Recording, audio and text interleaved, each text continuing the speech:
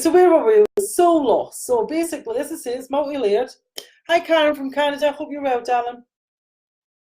And it can generally start from childhood. It can even start at birth, believe it or not. But it generally starts at childhood, and it can form over the years. Now, we all have different parts of our soul that are lost throughout the years. And usually when you know when the soul loss has happened is when, have you ever felt when someone is,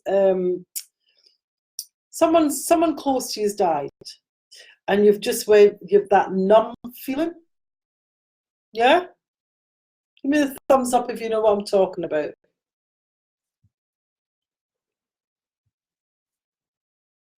Hi, Bonnie. Hi, Brenda. Why don't add me, Ryad? I don't know what you mean by that. Yeah, that numb feeling. But what happens when that numb feeling is the soul can't handle the grief, the sadness, the trauma.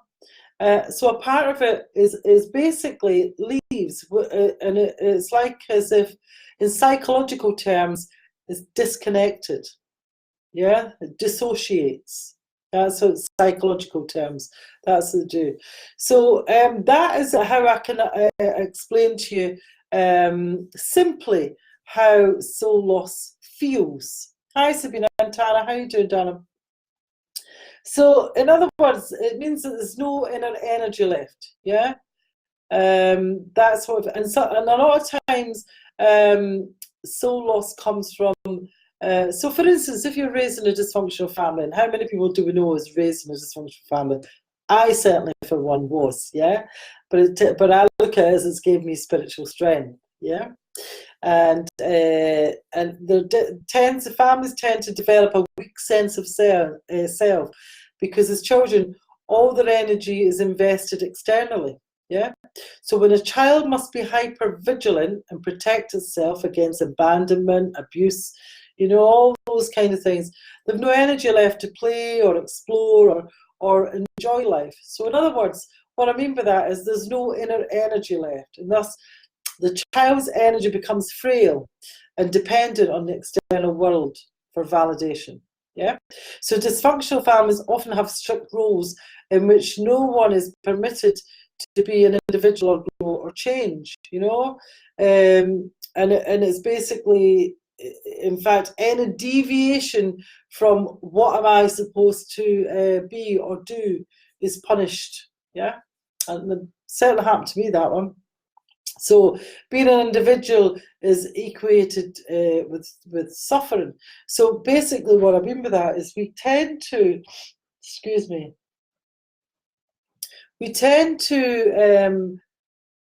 pick up these behaviours of the way we are, and we think that's the way that we should be.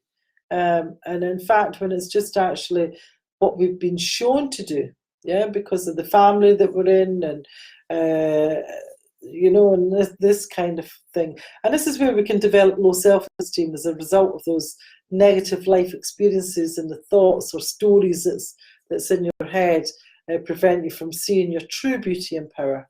Because you're all perfect. You're all really perfect, just as you are. But we all tend to look for something else out with us, you know. And the thing is, sometimes when life is it just goes from one thing after another.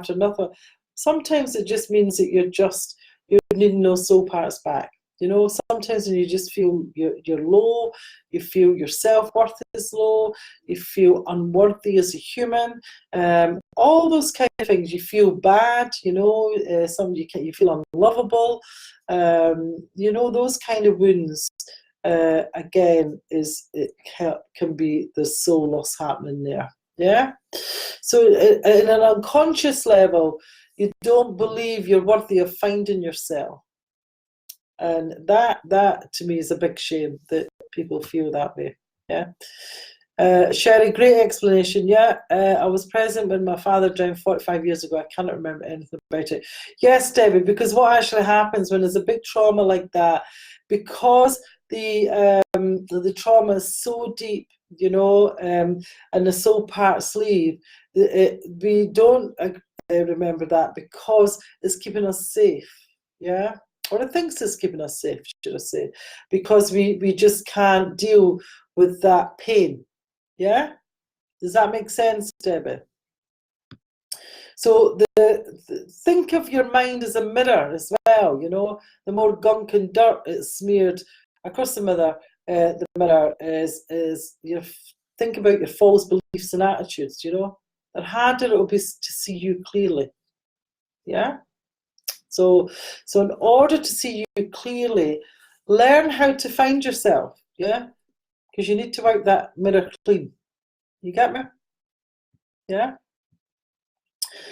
And if you have low self-esteem, you don't know who you are, you'll attract the same types of people into your life, you know. You'll feel quite alone with that. And sometimes when you feel as if you're really lost, you know, from yourself, it can really feel like you're not good enough, all those kind of things, you know. It's really those feelings, you know, when you do feel lost, yeah. So really, what you would do there is you would have what's called a soul retrieval, yeah. And the soul retrieval really helps. And as a shamanic practitioner, it's my job, and I absolutely love doing soul retrievals because the transformation is unbelievable, unbelievable. And I don't know if you've heard me speak about this. One of the transformations, I always remember, it's always deep. It was a woman came to me who was probably about in her 40s and had been a heroin addict and alcoholic most of her life. She had a lot of trauma, a lot of abuse in her childhood. She had a 10-year-old child who she was actually going to get taken off her because of the addictions and what have you. And she actually came to me for a soul retrieval. And I basically gave her a soul retrieval. And plus as well, she went from one bad relationship to the next bad relationship to the next bad. It was just a continual wheel of negativity, total negativity. So basically, we did a soul retrieval. It was a very powerful soul retrieval. And I didn't see the girl for a while after that. And I seen her for a year later. And she'd actually got herself clean from everything. She basically, her relationship with her daughter was far superior. She went back to college. She found her love heart when she was a child, and they actually would get married. Yeah, so that's how strong a soul retrieval can be. It really can. Yeah. So soul loss is when you suffer physical and emotional trauma. Yeah, it's said that part of the soul flees the body in order to survive the experience. And with every cut and wound, you just grow weaker. So this is a process called soul loss. And as I say, it's when we feel disconnected from ourselves. And it does not literally mean that you lost your soul. Instead, it refers to the experience of losing touch with your soul, if you understand the difference of that. Yeah? So your soul is always there in the backdrop of your life, yeah? But it's not always accessible due to psychological traumas, abuses and blockages that have taken root within you, yeah? So how do you regain connection with your soul, yeah? And again, it's practice of inner work. I'm a great believer in doing the inner work. And also, hello, Christine, Carol, and David, and Angela. Hi, darling. How you doing? So, as I say, soul retrieval is the thing that you would go to someone like me, who is a shamanic practitioner, and this can be done distantly. Doesn't have to be done. I've had massive results doing this distantly, powerfully. And sometimes when I'm doing it distantly, I record it and the orbs are flying all around me. I mean, it's marvelous to watch. It really is. And basically what a soul retrieval is it means that the practitioner will go into a trance state, and they will actually go into the lower, the middle, or the upper world in spiritual terms. Now, what it actually does is it goes, the shamanic practitioner goes into gets the soul parts back. The soul parts that are ready to come back to make you feel whole. Yeah, because the unconscious can wreak havoc in our lives and starve us of that fundamental vitality that we need. You know, we wind up feeling confused, lost, anxious, depressed, and overwhelmed sometimes. You know, by bringing them to consciousness, by having a soul retrieval, you're removing any of the blockages. You know, that obscure your soul and creating more inner peace and harmony. Amazing, so they're absolutely amazing. And soul loss is understood to be a spiritual illness, you know. In other words, when a part of the soul fragments, all kinds of emotional, physical, and mental diseases occur from your life force energy. Now, you've heard me probably in these lives that all disease starts in the energy field first. The auric field, the energy field, all starts in there first. It could be in there for many years before it goes into disease. Yeah, and that's the same with because everything is a life force. Remember that. So it's therefore seen as vital parts of the soul to return back to the wholeness again. So the difference between the shamanic perspective of soul loss and the modern perspective of soul loss is that the shamanic worldview, the soul can be fragmented. It can either travel to different dimensions and get lost. And the modern perspective is the soul or the self remains whole and intact, but it is our psyche, our mind, that fragments and needs to be healed in order to regain access to the soul. So that's the difference of spiritual and the scientific, I would say. Doesn't matter what angle you go at, the reality is that we all experience a level of soul loss, yeah, in our lives. Many people don't feel whole. So ask yourself, when was the last time you felt absolutely whole and complete? Let me just see what everybody's saying on that one. You have depression due to it. Possible. Is it possible? Yeah, completely. Abra, completely. Totally. Depression's a big one when you know you have soul loss. Hi, Angela, Sam, and Tamara. Hi, Dinky Boy. How's it going? And so yeah, that is a big one. If you have depression, and I'll get to that. I'm gonna look at some of the causes are and what have you.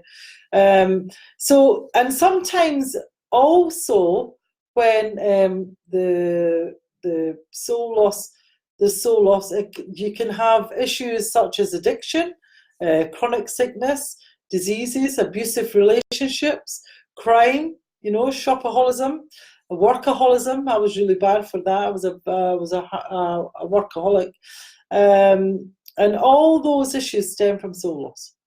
Yeah.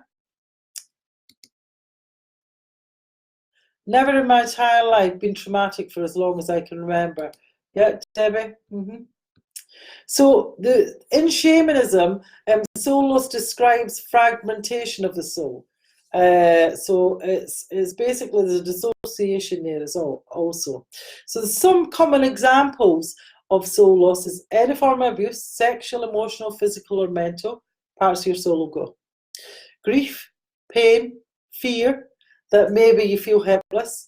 Addictions, substance dependency, gambling, eating, a near-death experience or out-of-body experience. Being forced to act against your morals is another one. An experience of tense rejection or abandonment is a big one also. And witnessing the unexpected death of someone is a definite. Yeah? And a sudden and shocking accident, you know, or even a relationship that is destructive. very destructive. So soul loss or dissociation, whichever way you want to go, are devices that the brain uses to survive potentially destructive traumatic events.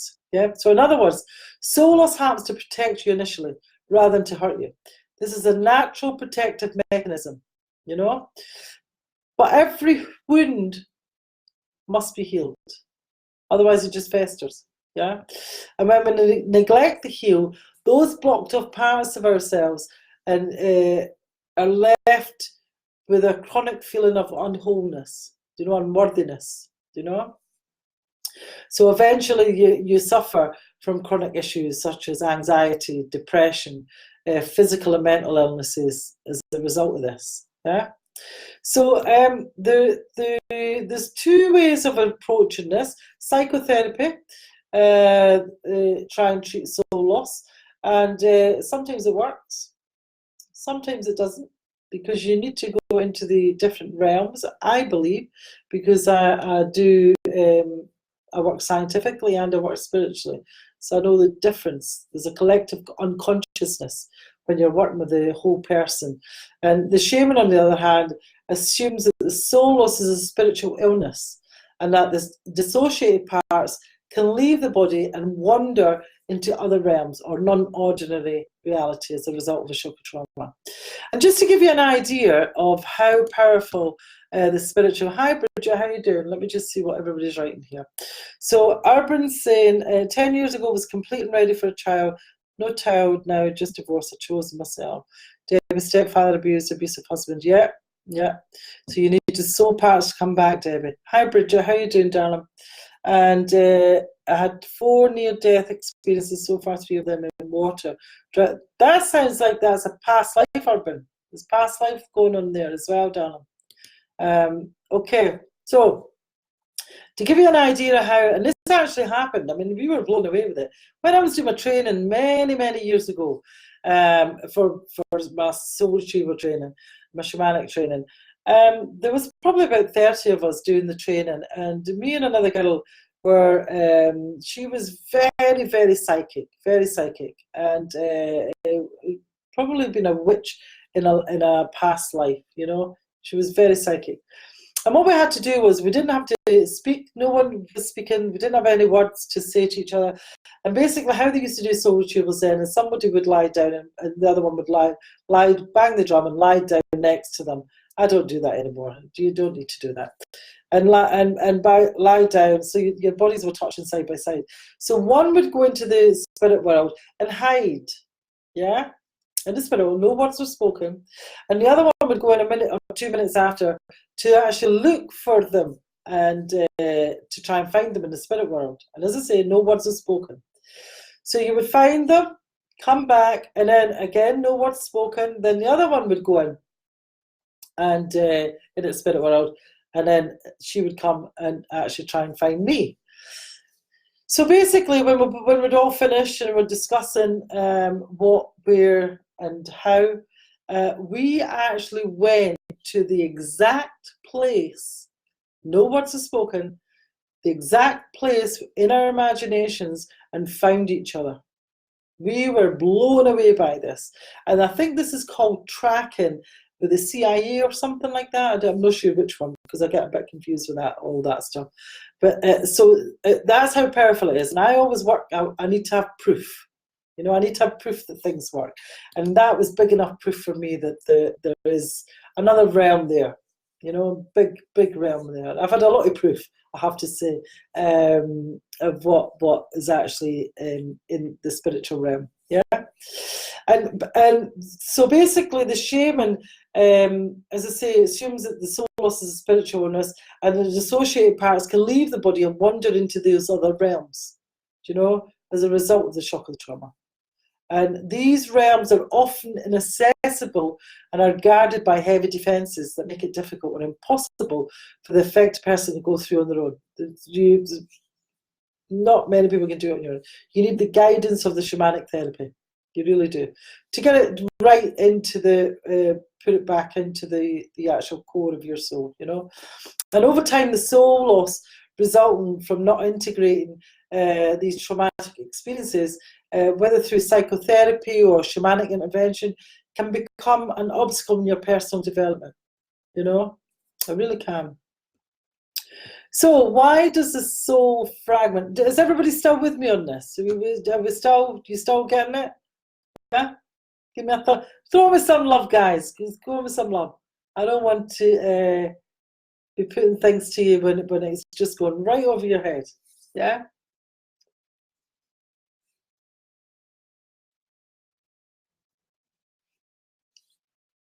Yeah? Throw me some love. Hi, Wayne. How you doing, lovely? Yeah, I see some thumbs up going there. Yep, I see the love. That's good. That's good enough for me. So why does the soul fragment? In a way that you become unconscious when you're experiencing immense amounts of physical pain. Yeah, Denise, good. Your psyche is wise and knows its limits. Yeah, your mind knows what it can and can't handle. So it fragments and it dissociates or it scatters as a survival mechanism to protect itself from feeling the fullness of that pain. Yeah, I'm seeing the love, that's great. So the split of the psyche only becomes an obstacle when the pieces are actively retrieved. Yeah, this is what leads to chronic depression, suicidal tendencies, post-traumatic stress syndrome, addictions, immune deficiency problems, and grief that just refuses to heal. Yeah, it's just always there, just refuses to heal. Yeah. So, however, the retrieval of these lost pieces is not the end of the work. We must then learn how to integrate them back into the lives in order to recover that vital power, that potential and energy they possess. And also as well, if you feel like you've been in a relationship or a job or something like that, and you feel like you've lost your power, we can bring your power back also. Yeah, I've seen it that we can even bring, if you've have a problem with a part of your body, you know, we can bring the parts of the body soul back also. It's amazing. It's absolutely amazing. Absolutely love it. So without these parts, these lost parts, we don't feel whole. Instead, we feel weak, we feel depressed, anxious, or empty, and we lose touch with our souls. And we feel as if something's missing, and we fill that emptiness with anything we can. How many people fill that emptiness with a bit of chocolate, with a glass of wine or alcohol or drugs, or, you know, working heavy? You know, it's really, that's what happens. So what happens after a soul retrieval? Well, there's many benefits of a soul retrieval. You become more present, you become more centered, and you regain your aliveness. You know, life ceases to be dull and monotonous, and that depressing experience that you're in. Will it come back? Yes, your soul parts come back. They'll come back when they're ready to come back. You know, and majority of times, when I'm doing soul retrievals, there's always about 3 or more soul parts come back. You know, or the essence of that soul. I mean, there was I just did a soul retrieval, was it yesterday? And the girl who I did it for was her heart. You know, she'd buried her heart. So the soul part of that heart came back, and the age of when she buried that heart came back. And it was a very beautiful experience to watch. Beautiful, so it was, you know. I'm very lucky, very lucky. So, and it's really, it's instead of life is a gift, it's a mysterious adventure, you know, something to be savoured and embraced. So once you've recovered these lost pieces of yourselves, you can experience many other benefits, like feeling more grounded in your body, more solid, you know, feeling energized and awake and more alive, and you have greater presence in the world, you know. You have more awareness of your choices, your behaviours and your decisions, and there's a lightness about you, you know, and a joy. There's awareness of huge amounts of energy you didn't know that you had, you know. You have this mental clarity and a new sense of that hope, you know, and you've got that physical well-being, and there's less sickness, you know, a sense of purpose and a renewed direction, and you sleep better. You really do. And you overcome those addictive dependencies, you know, the drugs, the food, the work, whatever it is. And you have this newfound wholeness and sense of belonging. You really do. And you undergo, in order to undergo the soul retrieval, you must really have that experience guide.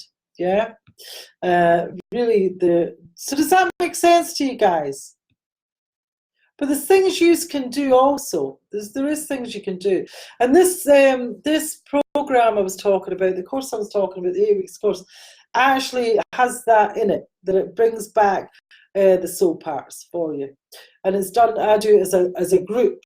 So if anybody would like to know about the spiritual alchemist dream, just do say transform, and I'll get back to you. I'll send you a link, and we can sit and have a free call, and see if you're ready for that. You know, and if you know anybody that is ready, give yourself the gift of it, because trust me, you'll be a completely more alive, lighter, transformational person. You'll have that spiritual ascension that we all look for.